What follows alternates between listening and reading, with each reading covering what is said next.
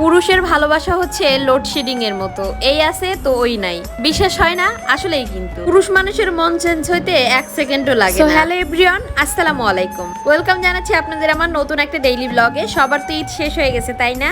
আমার কিন্তু ঈদ গতকালকেই শেষ হয়ে গেছে, বাবার বাড়ি থেকে চলে আসছি আর এখন লেগে পড়ো সংসারের সব কাজে। 5 দিনের মধ্যে আপনাদের ভাইয়া রুমের কিচ্ছু করে নাই। সকালের কাজ শেষ করে রান্না বান্না খাওয়া দাওয়া শেষ করে আমি ফ্যানটা একটু ছাড়তে গেছিলাম, মানে গরম লাগছিল, আর তখন দেখি আমার ফ্যানের এই অবস্থা। রোজার মাঝখানে আমি ফ্যান পরিষ্কার করছিলাম, আবারও কিন্তু পরিষ্কার করে নিলাম। আসলে এখন যেহেতু গরমের সময় যত ফ্যান চলে ততই কিন্তু ময়লা হয়, আর ফ্যানের পাকার সাথে ময়লা হলে কিন্তু বাতাসও কম লাগে, আর এর জন্য কিন্তু পরিষ্কার করে নিলাম। যদিও আমার জামাই আজকে একটু ভালোবাসা দেখাচ্ছিল, চেয়ার থেকে নাকি আমি পড়ে যাব, তাই তো একটু খালাকে নিয়ে আমি ফ্যানটা মুছলাম।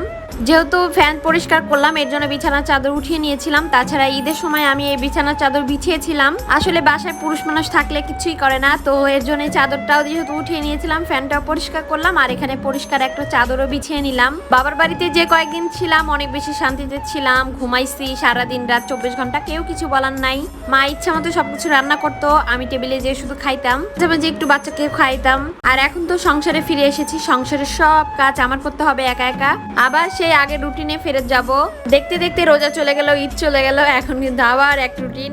যাই হোক, যদিও আমার বাচ্চাটাকে স্কুলে দেওয়া হয় নাই, যখন স্কুলে দেওয়া হবে তখন আরো বেশি ব্যস্ত থাকতে হবে।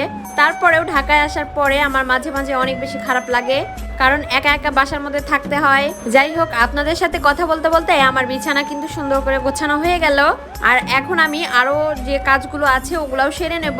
আর আজকে এত বেশি রোদ উঠছে সকাল থেকে, বাইরে একদম তাকানো যাচ্ছিল না। আর এরপরে আমি চলে আসলাম রান্নাঘরে রান্না করতে।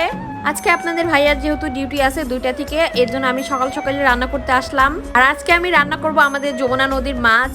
আমি বাড়ি থেকে আসার সময় অনেক রকমের মাছ নিয়ে এসেছি, আর এটা যেহেতু ছোট মাছ, মানে বাঁশপাতারি মাছ, এটাই হচ্ছে আলু দিয়ে আর বেগুন দিয়ে রান্না করব। আমি সবসময় দেশি বেগুন দিয়ে মাছ রান্না করতে খেতে ভালোবাসি। ঢাকায় তো আসলে এই যে ছোট ছোট কাঁটা আলা এগুলো সবুজ বেগুন পাওয়াই যায় না, তো আমি বাড়ি থেকে এগুলা নিয়ে আসি আসার সময়, আর এটা দিয়ে যদি মাছ রান্না করি তাহলে অনেক বেশি মজা লাগবে খেতে। তো আমি আমার মায়ের মতো করে একটু হাতে মেখে সুন্দর করে মাখামাখি করে আজকে রান্না করব তরকারি। তো অনেকক্ষণ তরকারি মাখামাখি করার পরে উপর থেকে একটু পানি দিয়ে দিচ্ছি। ওই যে বললাম না আপনাদের ভাইয়ার 2টা থেকে ডিউটি, আর এটা যেহেতু ঢাকা শহর 1টার মধ্যেই যেতে হয়, কারণ রাস্তায় কিন্তু কখন কি হয় বলা যায় না, অনেক জ্যামও হয় মাঝে মাঝে। এর জন্য আমি 1টার আগেই সব রান্না বান্না শেষ করি যেদিন আসলে ডিউটি থাকে। তো ওখানে আমার বাচ্চার জন্য কবুতরের মাংস রান্না করা হচ্ছিল, আর এখানে আমাদের তরকারি রান্না করা হচ্ছিল। তার সাথে গতকালকে বাড়ি থেকে মাংস নিয়ে আসছি, ওগুলাও আছে। তার সাথে পায়েসও এনেছিলাম, তো মায়ের হাতের পায়েস ফ্রিজে রেখেছিলাম, ঠান্ডা ঠান্ডা এখন খাচ্ছি। তো ঠান্ডা ঠান্ডা পায়েস খেতে কিন্তু অনেক বেশি